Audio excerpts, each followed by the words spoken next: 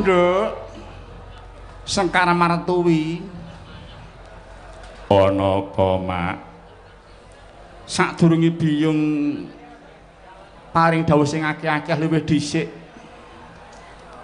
Karep ben lerem pikiranku, tentrem rasaku, kepengin biyung arep ngrungokke Kinanthi Sandung ya, Nduk.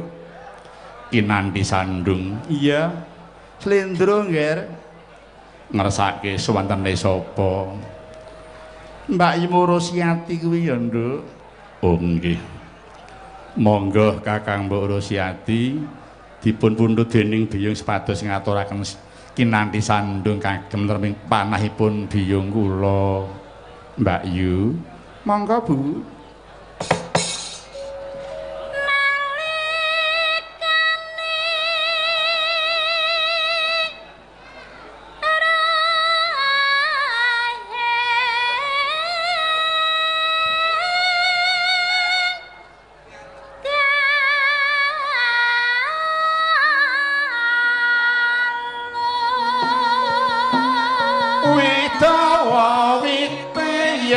Tales amba godhonge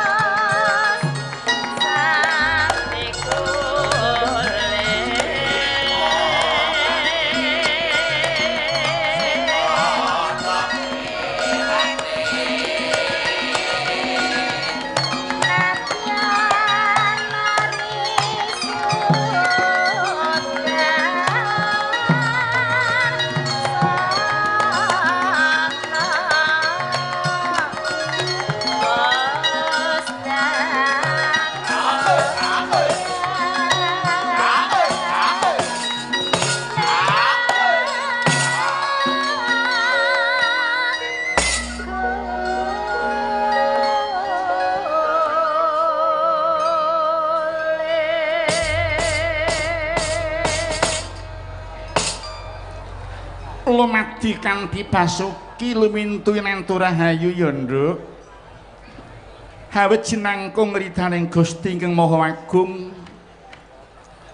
Suwane awake dhewe sak kanca ing Taman Mini Indonesia Indah iki pinanggih wilujeng ing sambekala. Iya, Mak, hooh.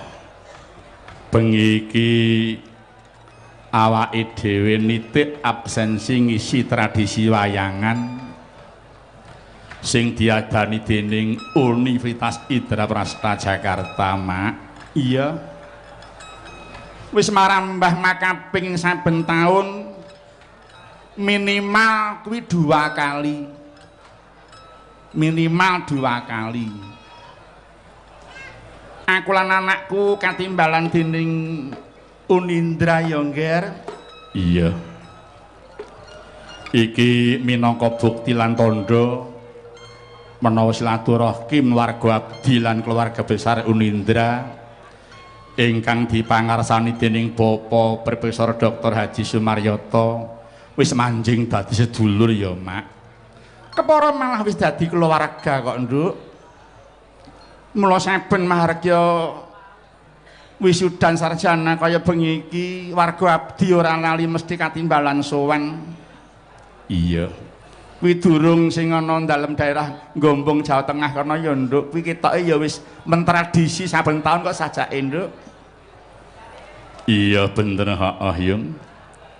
Nganti aku ewuhaya arep matur apa karo Rektor Unindra Bapak Prof Dr. Haji Sumaryoto. Mulane bengi iki aku bisaku ya mung menggaris bawahi piweling saka